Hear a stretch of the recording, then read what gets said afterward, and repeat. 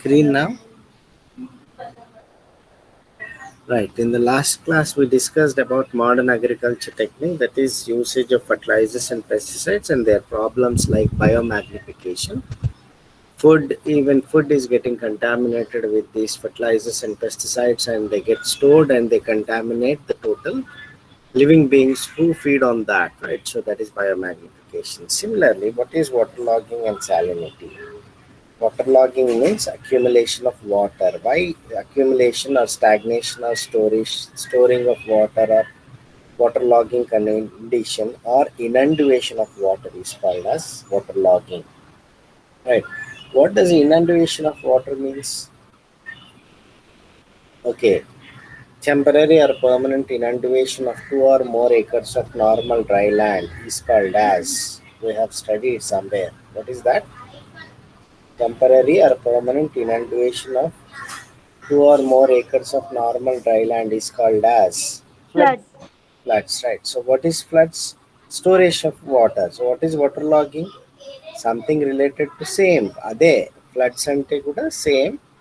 Waterlogging is also same, but what's the difference? This is floods can be permanent or temporary on a large area, 2 or more acres, and this is an agricultural land where water gets trapped or increased. It also can be a big or small area, right? It can be bigger than 2 or more acres. It can be nearly 10 or 15 or 20, 100 acres also, right? So that is water logging, and how it occurs because the soil is getting saturated with the water, and the still soil, this water will get stored stagnated on the top of the land. That is called as waterlogging condition, right? How does this waterlogging condition will occur? That is when in irrigation, generally for agriculture purpose, when people are doing irrigation, excess of irrigation over usage of water can cause stagnation of water in the agricultural field. And also one more factor is improper drainage system. That is, water which is been irrigated in the field has to go to somewhere else through the down. Like when we put water in the pot, has to be go out of the pot excess water through drain holes, right? If that drain holes are not provided and you pour more water in the pot, soon plant will die. Same thing will occur, right? When water is getting accumulated on a land, that land will get degraded. The first stage is called as the soil will lose all its air and lose oxygen and become anaerobic, right? So anaerobic condition will prevail, and aerobic condition, that is nutrient cycle, will not be going on carried out over there. So soil gets degraded because of waterlogging condition, and also the nitrogen fixation and iron and manganese oxide, calcium, magnesium, all these salts and minerals will get reduced from the soil and will be added to the water. Right. So soil is losing its nutrient and it becomes degraded, whereas water is getting excess nutrients, that is excess salts, will become salinity. That is, so what does salinity? Salinity means presence of excess soluble salt concentration in the water or soil is called as salinity. So since soil is getting more salts, the salinity of water will increase and it becomes saline water and it cannot support the growth of plants. And then when this water is getting dried up due to evaporation temperature, there will be a small layer of salt will form. The salt crystalline layer will form on the water, on the soil, and that degrade the soil quality also, which is called that salinated soil. Salinity of the soils will occur not only due to excess water, also it causes salinity of the land or soil can also occur because of scarcity of water. That is, when there is drought condition, the soil moisture is getting lost, so the groundwater will try to come onto the top by a capillary action, right? Because there is a unimolecular layer of water adhered to all molecules of soil underneath, that is soil particles. So through that layer, the water will try to come to the top, and while it is coming and traveling through the soil particle layer, all the salts which are there in the soil will get dissolved, added to the water, and they bring along with the water onto the top, and due to high temperature the water gets evaporated, whereas all the salts will get deposited on the surface of the earth, making a white salt crust on the surface of the earth, causing white salinity of the land, which causes degradation or pollution of the soil and land. And the plants cannot grow on this because of excess soil. And the best example of the salinated soils are run of Kutch in our country. Huge land area has got converted into degraded land and desertified land. It has now converted into a desert because of this only, right? So that is salinity. The next is land resources, right? Use and over exploitation of forest resources. What is use and over exploitation of forest resource? First of all, what is forest resource? Forest is a resource for us, right? How we can say, because it gives us many benefits, like the greenery, vegetation brings O2, takes CO2, then purifies air, maintains the cleanliness in the environment, then it provides medicines, it provides vegetables, fruits, food, and animal food, animal products, honey, and other materials what we get from the forest, like timber, wood, paper, rubber, even fertile soil, and different varieties of vegetables we can get from the forest itself, right? So all these animals, livestock or a fish stock, all that are available in the forest. That is the food source, natural source of energy is available from the forest itself for us. That is sources, right? So do we get them, do we use them? Yes, absolutely, we use them for our benefit, right? Like we get the grains and we domesticate it, we grow them in bulk. The original crop, the variety comes from the forest itself, right? So all that are present in the forest. Then what is use? We use them. What is over exploitation? That is, if we use them sustainably, that is how much we need, we take and we leave the material left over in the forest itself. It will be useful for the increase in the concentration or material availability in the forest, and for the next generation also it is available. If otherwise, instead of that, if in greedy or in irresponsibility, if we totally use it up for ourselves, then there will be a scarcity of that material and it will get exhausted totally and will be lost from the environment, right? So that is over exploitation. Exploring means using it betterly. Over exploitation means over usage, just like groundwater or even the forest resources. All the forest resources will end up and there won't be any forest or forest resource or environment or nature, nothing will survive. And then the second one is deforestation and its impacts on tribal population. We have already discussed this in dam problems, acquiring land area, right?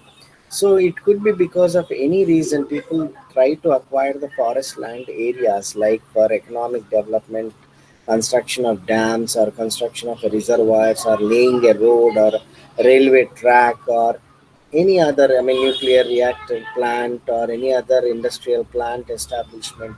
People try to take the new forest lands, and if any tribal people are living in that area, those people will be displaced. That means they are moved from that land to some other area. Okay, if they have given a land in Jubilees or Banjara Hills, definitely they will settle happily.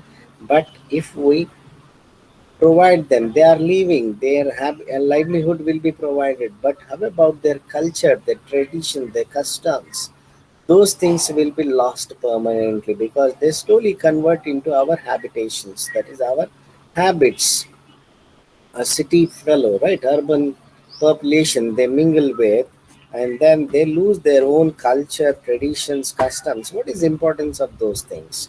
Maybe their culture or a custom has got something related to, very close related to the environment or connected to the environment, which can, the methodology or a process or a techniques or mm, treatment, I mean treatment of any disease or anything could be a natural treatment technique, and they may have a very good natural medicines, ayurvedic, right, taken out, extracted from the plants. We will lose those medicines permanently, right?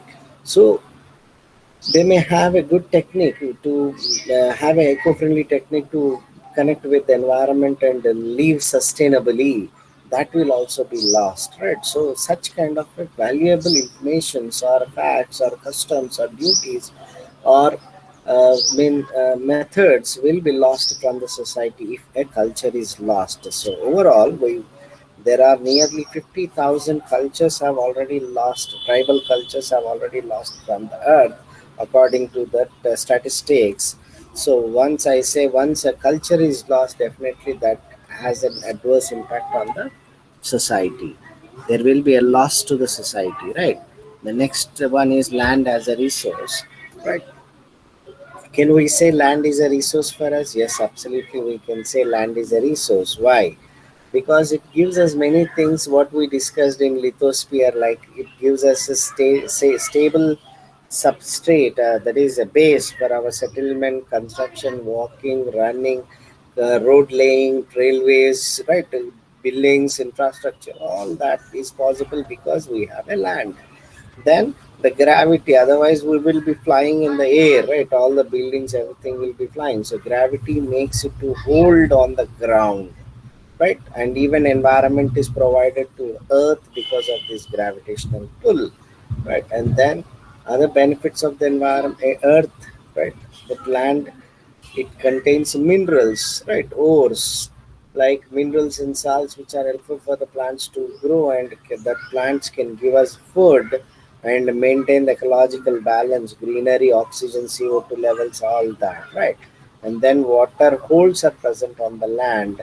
Then it contains ores, like what we take, mining activities, right? Coal, all that bauxite and all that will be there.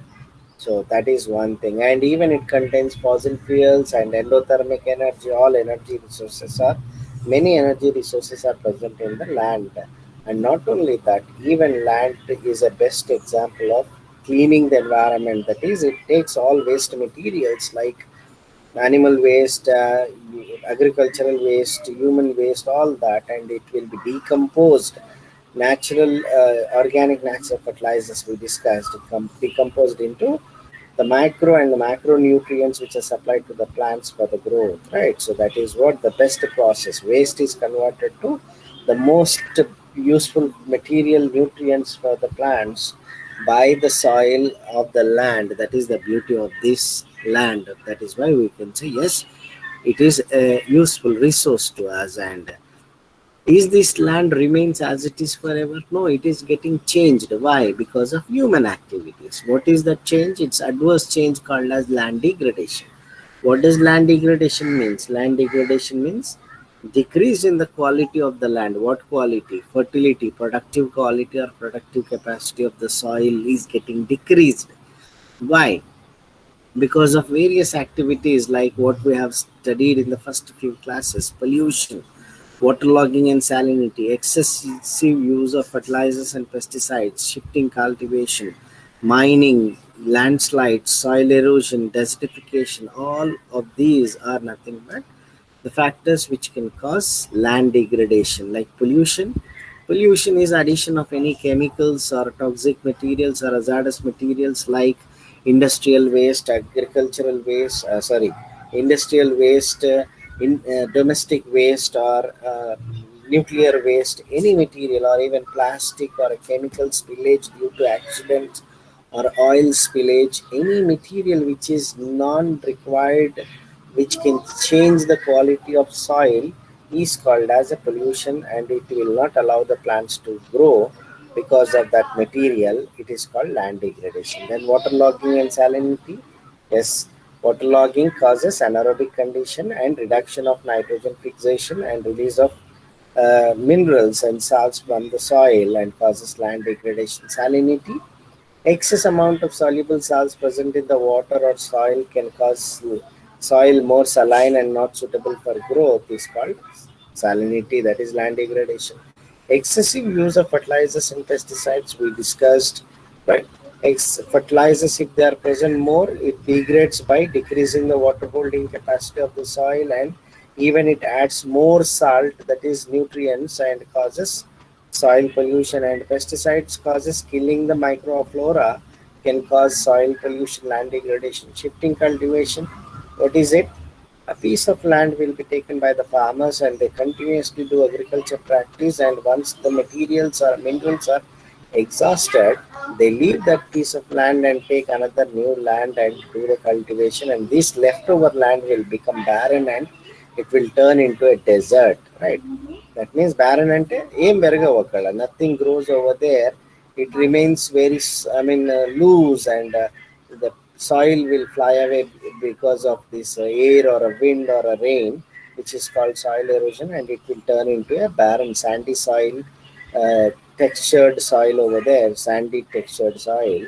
Then it becomes a desert because it will not support the growth of plants. And similarly, mining and quarrying. Mining and ఏంటి? If any new minerals are there in ores are there in the soil land, they have been excavated for by removing the total land. That is, that land will be dug out or excavated. So soil is being displaced. So removal of soil, land doesn't support the growth of plant, can cause land degradation. Similarly, landslides. Landslides and ఏంటి? Land will slide down, or from one place to another place it will move. How? A piece of land, right, on the top surface, a piece of land will slide down or get displaced, or mudslides also it can be called, like in the cliff areas. Himachal Pradesh, regularly in our country, the mountain cliffs will slide down from one place to another place, that is called as landslide. Or in the earthquake we see a huge crack appears, a part of the land piece will settle down at the bottom, it will sink into the ground. It is also called as landslides or sinkhole. Or due to floods, a piece of land will be cut and it will get lost. That is also landslides. So landslides will cause naturally and because of humans. If humans are involved in the result of landslides, it is called as human induced landslides, which occur because of modification of topography, that is change in the land formation, right? If we cut a mountain or a hill and lay a road or railway track, that will change the land form over there, and the pressures at underneath the ground level will be different, and suddenly tremors may occur, earthquakes, and all the land will be displaced in that particular areas, right? Or change in the water course or water circulation, that is water line, a channel of a river belt, if it is changed, then also it can cause that landslides, right? New areas, when the river goes, it will cause the land cuts, right? It can cut the land and can cause land slides. And then land use patterns and aging of the infrastructure, aging of the buildings or dams or roads or big constructions can cause collapse of them, and that can cause earthquakes, and landslides can occur. So landslides means removal of the land soil, that is similar same thing like soil erosion, and causes land degradation. Then the soil erosion means removal of topmost layer of the soil from one place to another place, right?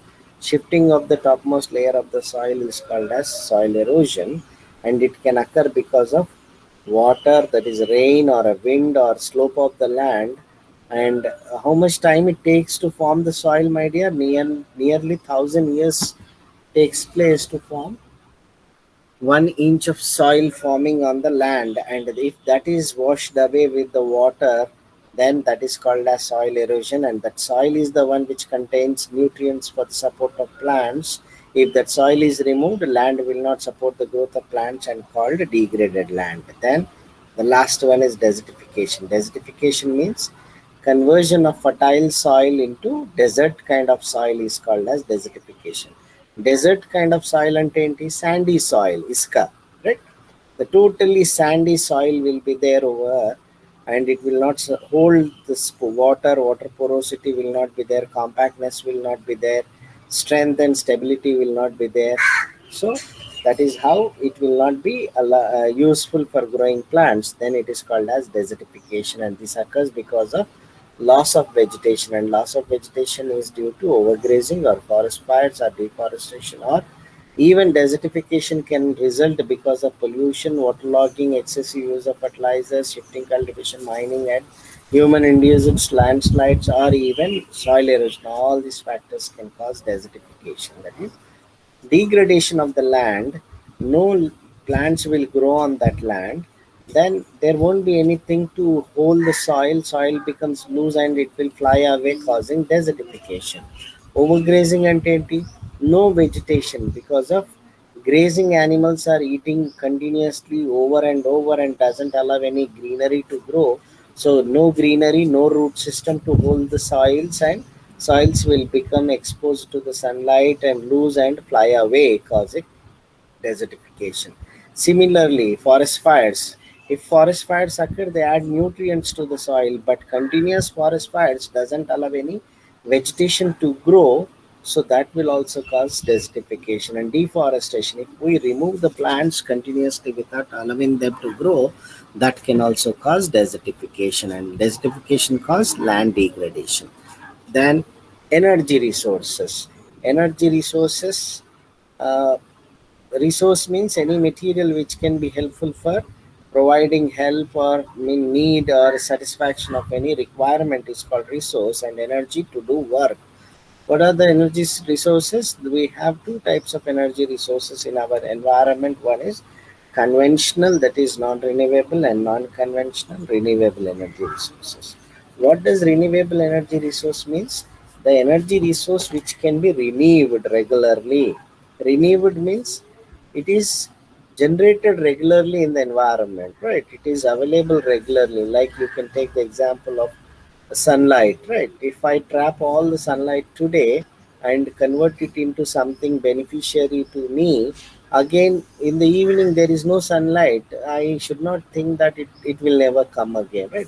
The very next day there will be a sunlight, because the day starts because of sunrise, it will be there. So every day, never ending process. Similarly, water. If I capture all the water of this year's rainfall and use it for beneficiary, right? Next year again there will be rainy season and water will come. So it is available continuously every time. Such thing is called as renewable material, which is inexhaustible, available in abundantly and regularly in the environment. Whereas non-renewable means it will never form, isn't it? It will never form. That is why it is called non-renewable. No, it will form. Other, if it doesn't form, how it is available in the nature? But it takes very slow, large time to form. That is hundreds of years to form. That is why it is called fossil fuel.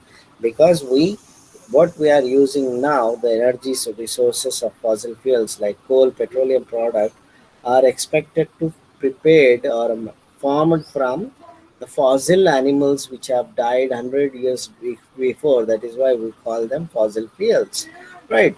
So what is the problem using fossil fuel non-renewable materials? Nothing. It is easy to use them. Just sprinkle petrol on any bike or any person or any material, ignite it, light it, and it will catch fire very immediately and burns without control, right? So simple, easy to use. Whereas once we are using it, it gets depleted and the material is getting lost from the environment. And if we continuously use this coal in the same way we are using today, within next 10 to 20 years, coal will be lost totally and it becomes a fossil. That is, what is a fossil? Any dead remains of any living thing which is not available alive now, which is not alive, that becomes fossil, right? So అలా అయిపోతుంది coal కూడా. And not only that, even the what once we remove the coal mines and oil mines from the ground, as these are the materials which can even absorb the temperature of the earth and maintain the temperature balance, because there is no coal, no petrol. So these are causing effect of global warming, that is increasing effect of global warming, because they absorb temperature. Because they are not there, nothing is absorbing, earth is absorbing temperature and it is increasing the earth's temperature. And one more thing, once we use them, they generate huge amount of pollution like carbon monoxide, carbon dioxide, oxides of sulfur and nitrogen, and cause global warming, acid rain, ozone layer depletion, so on and so forth. So that is the biggest problem. and once we are using, they won't be available for the future generation, and their cost is also increasing. To avoid all these problems, we have a best solution is to switch using renewable energy resources, right? What are renewable? Clean energy, doesn't pollute and available abundantly every day regularly, and we can use it, but efficiency is slightly less and viability is less and capital investment is high. What are these renewable energy sources like solar, wind, hydro, geothermal, tidal wave energy, biomass energy, hydrogen energy, right? A very big list, and I will explain few, right? Solar energy. See, people have identified long back that solar is a very good energy source, but not use it. Why? Because they thought it is a diluted form of energy. Why diluted? If I want to use solar energy today, I will trap it on a very good conducting material like copper plate. If I put a copper plate in the sunlight and try to trap the solar energy, it can trap only the temperature of that particular day, either 35 to 40 degrees centigrade, which is absolutely can't be used, which is a very small light temperature. That is why it is called diluted form of energy. So we wanted to concentrate, and how we can concentrate solar energy by trapping it. How we can trap it? By using a glass, right?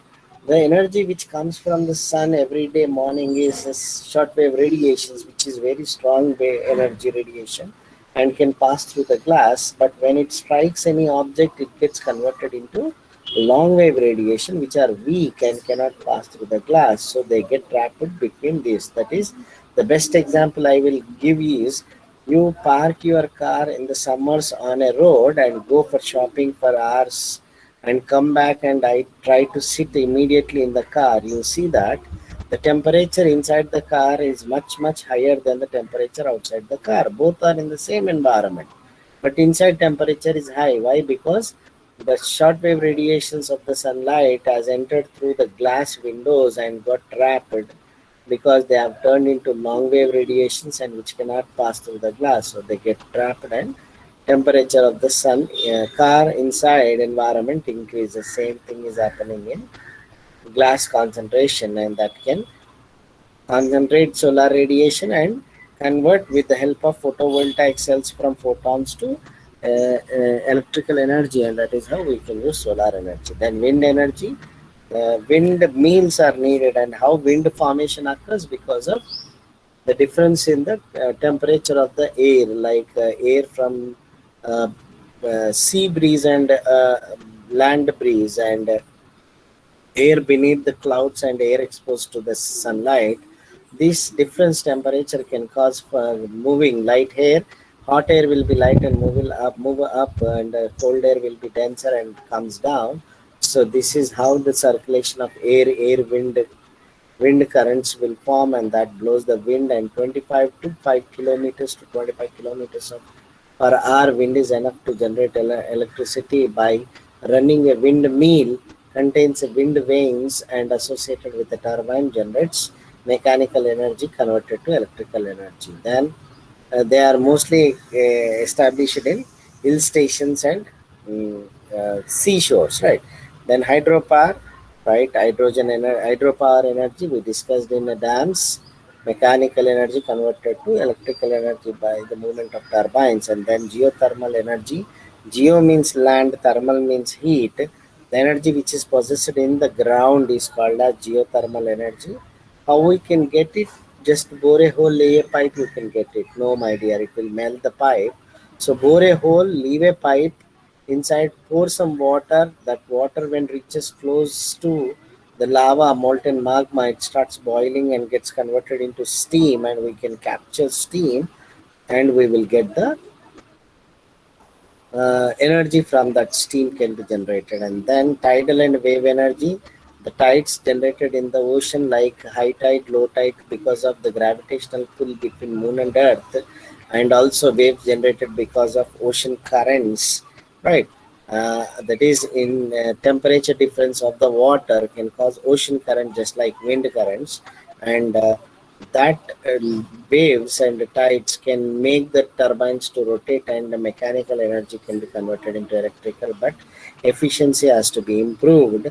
These are also called as ocean thermal energy conversion because they are indirect form of solar energy. That is ocean thermal energy conversion. Thermal means heat energy trapped by sunlight. Then biomass energy. Bio ante life. Mass means weight. Living mass of a living being is called as a biomass. Calorie weight, calorie mass. Right. So when a plant is dried, dry leaf, or twig, branch, paper, cotton, anything, a natural material which is in the dry form can catch fire and burn and give heat energy. That heat energy is nothing but energy resource.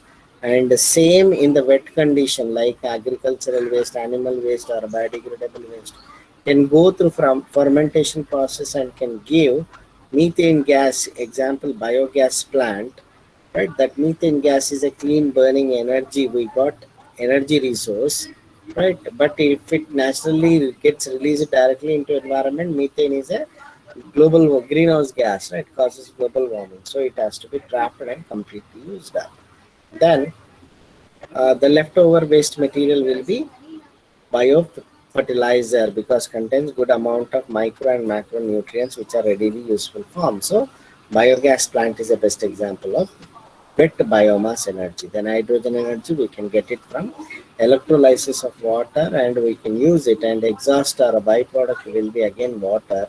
So it is very good clean energy, but one big drawback is hydrogen energy. A vehicle containing a cylinder of hydrogen gas can, if it meets with an accident and explodes, it can be a hydrogen bomb explosion over there and all the traffic will be in trouble. So that is the only problem with this, and we have completed energy resources. Next I would like to start second unit, ecosystem. If you have any doubts you can raise. I will wait or else I will start the next unit. Right, no doubts. Very good. What is ecosystem? Ecosystem has arisen from a term called as icos. Icos means a cell or a house. A house entity, the house where do we live? Like has got four walls and closed system and we are safe inside. Is it a totally closed system?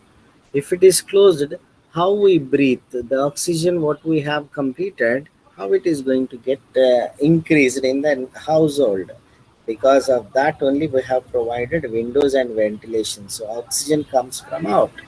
How long we will survive in the house without water? We need to get water, so we come out for water. Not only water, for energy, food, right? Materials, clothing, all that materials are present in the nature, so we come out for those things. So what does it mean?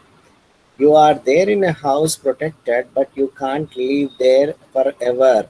You need to come out to take the energy, to take the water, and get connected with the external world for exchange of gases, right? Give, to reduce the waste gases in the house generated by us and increase oxygen content of the house air, right? So that is what we say. We cannot live totally isolated. We have to live along with the environment, sharing the materials. That material could be a living material or non-living material. So what is ecosystem? Ecosystem is nothing but the relation and interrelation between the biotic and abiotic components of the environment. Relation and interrelation ante it can be relation or interrelation, dependency or interdependency, linking or interlinking between biotic and abiotic. What is that?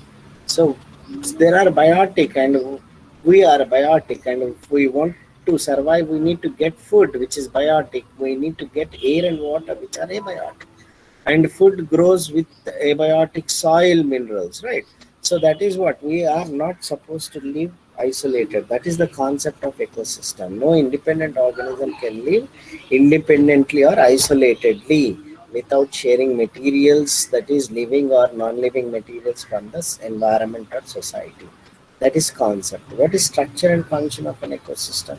I will explain the structure. The structure means what it contains. Ecosystem contains of living and non-living. Living means biotic. What does biotic means? Bio means life. Biotic means possessing life, having life. How we can say something is having life? When it grows, metabolizes, reacts to the stimuli, reproduces, respires, right?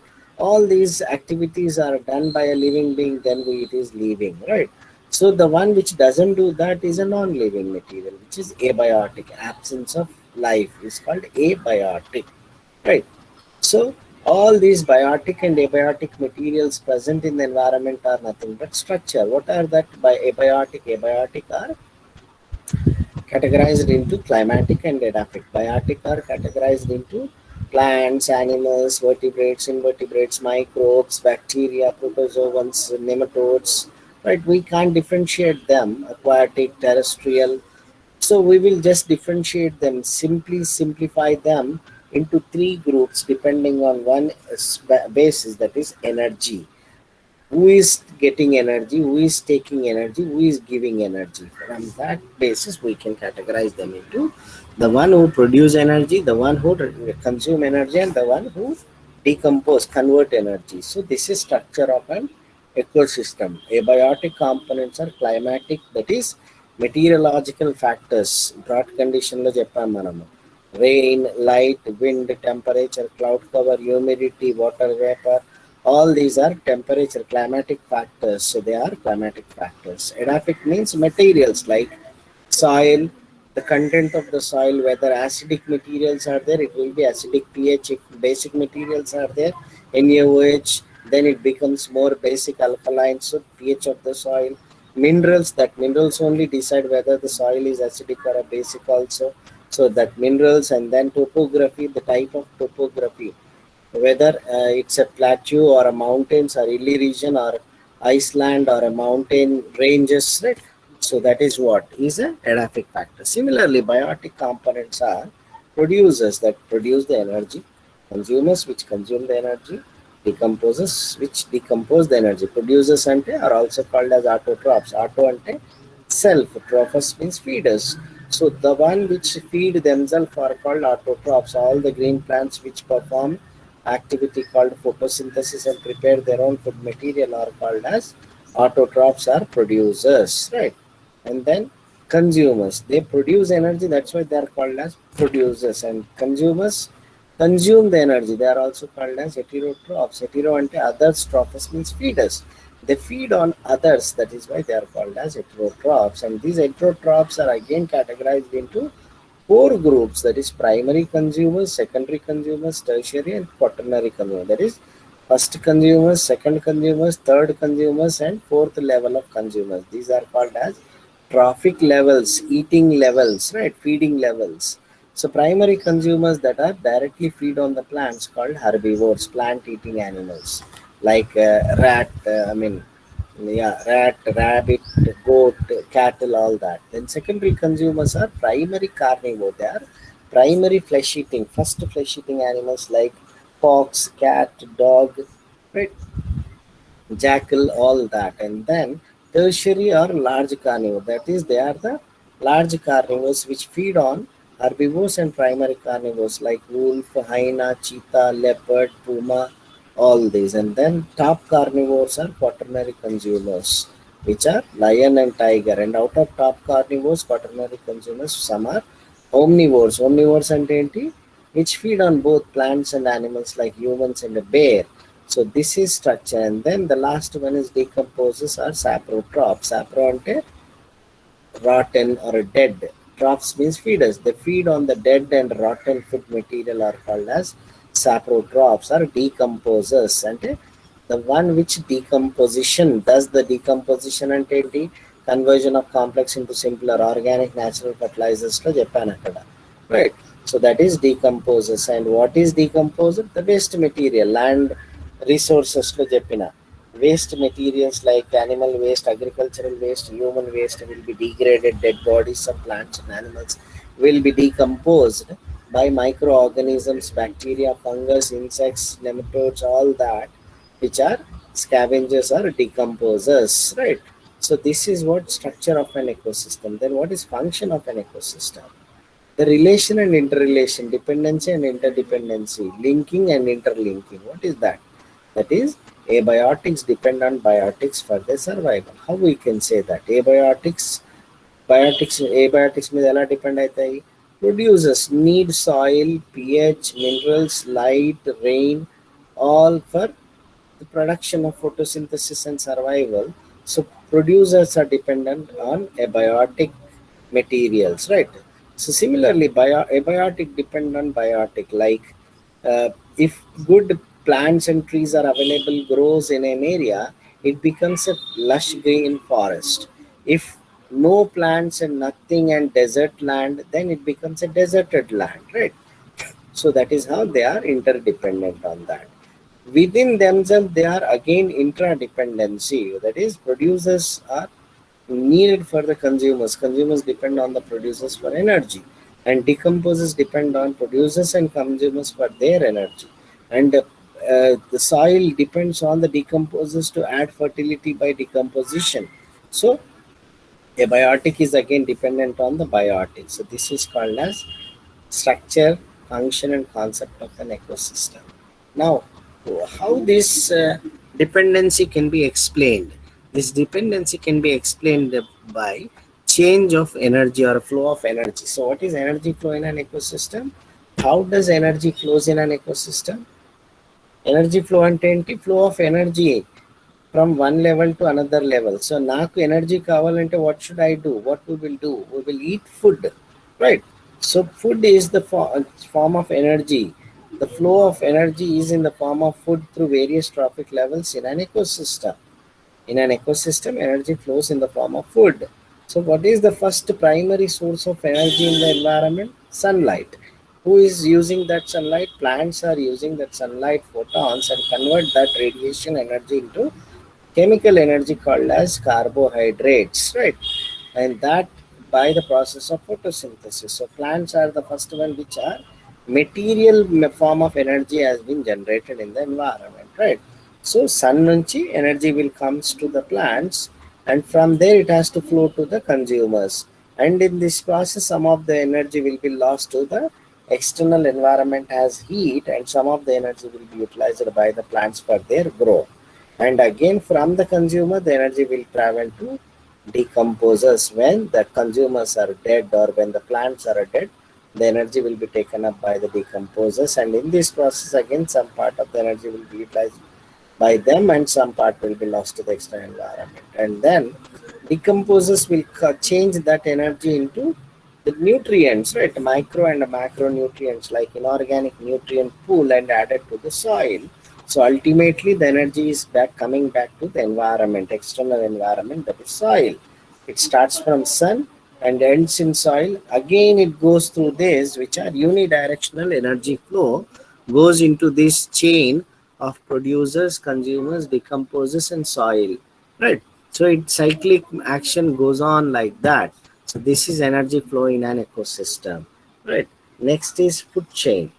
What is food chain? Same thing. Energy flow in an ecosystem occurs through the food, the flow of food from one trophic level to another trophic level. Trophic level ante producers, consumers, first order, second order consumers, so on and so forth are called as trophic levels. So what is food chain? The flow of energy, the transfer of energy in the form of a material called food from one trophic level to another trophic level in an ecosystem is called as a food chain, right? There are two types of food chains, right? This is what a food chain is. The energy flows from sun to the plants producers, and then it goes to the various levels of living beings, and again back it goes to decomposes to again plants, right? So this is what. And there are two types of food chains. One is grazing food chain and detritus type of food chain. Grazing means it starts from the producer, plants, grazing animals, and goes with the plant eating animals, and then the primary consumer, then secondary, then tertiary, and then the top carnivore, right? And then decomposer. And when the decomposer stage starts, it is called as detritus type of food chain. Detritus and starts with dead material or dead living thing, a dead material like a dead plant or a dead living being, which will be eaten up by bacteria or protozoans or insects or any other higher organisms, and that are eaten up by the insects like beetle, worms, and they are eaten up by scavengers like crow, crane, eagle, vulture, and so on and so forth. It moves, right? So that is dead decomposition food chain, and this is normal grazing type of food chain, right?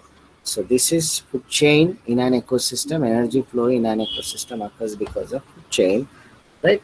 And are we sure that whenever a food chain occurs, that is, whenever we see, like all of a sudden, if a tiger finds a, I'll come back here. Oops, back here. Okay. So see, suppose, yeah, here if we say, if a goat is been caught by a tiger, which is a quaternary consumer, and goat is a herbivore, will the tiger eat the goat, or it will say that no, no, you have to come through the proper channel, go and meet a secondary consumer, and it will meet a tertiary, and then I will eat you? Will it say like that? Definitely no. Definitely no, right? It will catch it and eat it, right? So that is what called as a interconnection of the food chain, right? Say here only you can see all these are again connected. This is just a food chain. There is a grazing type of food chain here, and primary producers are here, primary consumer, secondary consumer layer, and then tertiary consumer layer. Will this be eaten up only by the secondary consumer, a primary consumer animal, a deer? No, even if a mountain lion finds it, it will directly eat. You can see a blue line here, right? So energy will be going from the deer to the mountain lion, and even there will be a top carnivore lion will also eat the deer or these things, right? So this is interconnection of the food chain, which is called as food web. The interlinking or interconnection of many food chains within a food chain is called as food web. So here I will close the session. We still have some time. If you are interested, you can put some questions. Ecological pyramids, I will explain it in the next class. If you have any doubts, you can raise the questions, my dear. I will try to answer, or I will answer. I will try my level best to answer that, clear your doubts. Right? So this is ECB 2 to 3. We still have, yeah, 4 more minutes to go. I will take attendance. Meanwhile, if you have any doubts, you can raise my attendance. This is Kuntano. Directly I will take. I will see that numbers missing here will be absent, right? 61, 62, 63, 64, 65, 6, 7, 8, 9, 10. Oh, 70 is absent. I will just read out the absentees number. 70 is absent and 61. నువ్వెందుకు respond అవుతున్నావు నాన్న? 71, 70 is absent, right? Then 73 is absent. 74, 75 are absent. 76, 7, 8, 9, 10, 1, 2, 3, 4, 5, 6. 86 is absent.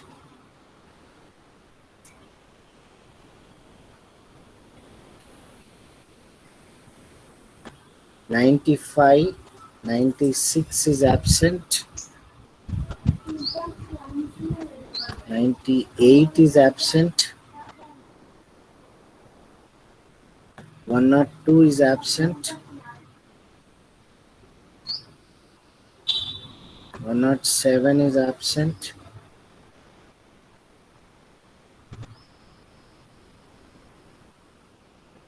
12, 13 are absent.